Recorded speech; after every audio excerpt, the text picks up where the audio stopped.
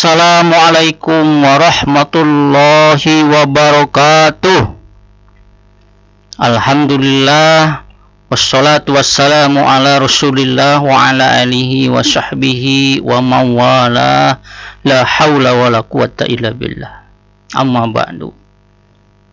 Pada kesempatan pertemuan ketiga dalam acara perkuliahan Fikih Mawaris yang akan dibahas berkenaan dengan sejarah sistem waris dan tahapan pensyariatan hukum waris dalam Islam. Para mahasiswa, pertama kita akan membahas waris di kalangan Mesir kuno apa saja.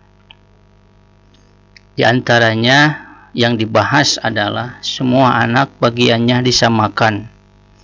Kemudian perkawinan jadi sebab dapat waris. Setelah Mesir kuno,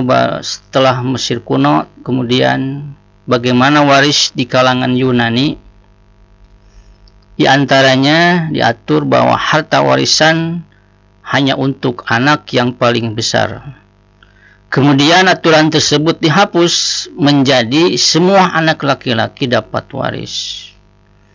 Jika tidak ada anak laki-laki, maka pindah kepada kerabat yang terdekat.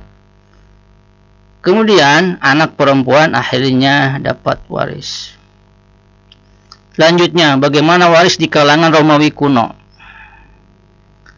Di antara yang diatur adalah perempuan tidak punya bagian dalam waris karena ia tidak mampu berperang.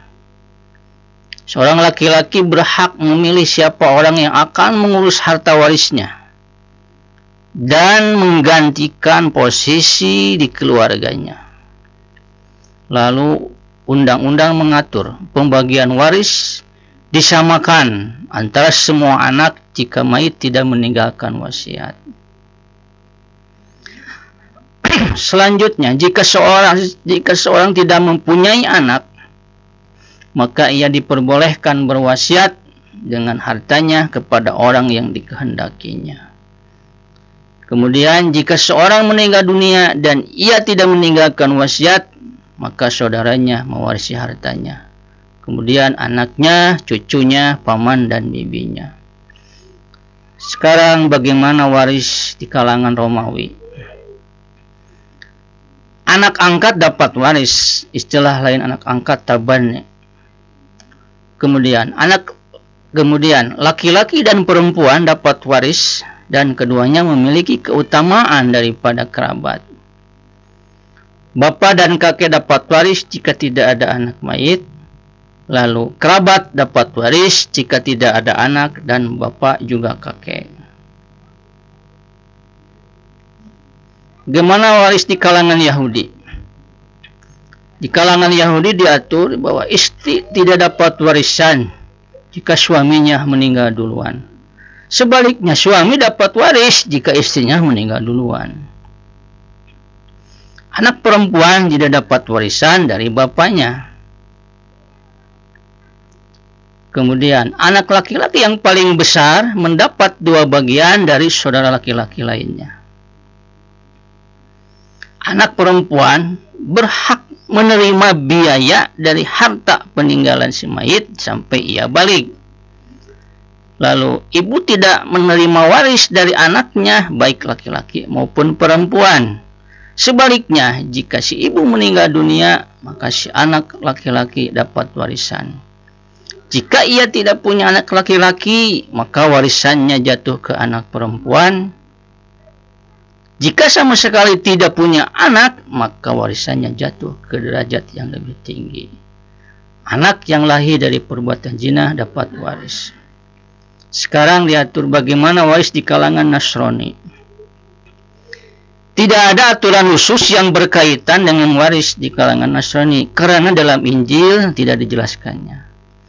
Lalu bagaimana waris di kalangan orang jahiliyah, di kalangan orang Arab jahiliyah? Di antaranya hanya laki-laki yang kuat, bisa perang, yang dapat waris. Perempuan dan laki-laki yang lemah tidak dapat waris.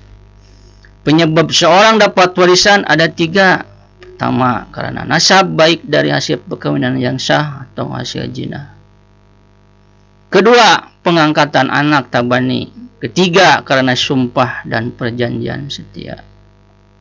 Sekarang bagaimana tahapan waris pada masa Islam? Pada awal masa Islam datang, persaudaraan antara muhajirin dan ansor menyebabkan dapat waris. Apabila orang muhajirin meninggal dunia, sementara ia tidak punya kerabat, maka orang ansor dapat menerima warisannya. Dijelaskan dalam surat Al-Anfal ayat 72. Ketentuan di atas dihapus dan dijadikannya sebagai waris karena hubungan kerabatan. Penjelasan surat Al-Ahzab ayat 6 dan Al-Anfal ayat 72. Islam menghapus waris karena sumpah dan perjanjian. Penjelasan surat Al-Anfal ayat 75 dan An-Nisa ayat 7. Kemudian diperbolehkan bagi orang yang akan meninggal dunia berwasiat untuk kedua orang tuanya dan kerabat tanpa membedakan laki-laki atau perempuan, besar atau kecil. Lihat penjelasan surat Al-Baqarah ayat 180 sampai 182. Islam menghapus ketentuan waris hanya untuk laki-laki yang sudah balik, bukan untuk wanita dan anak kecil. Lihat surat An-Nisa ayat 7. Ayat ini masih global.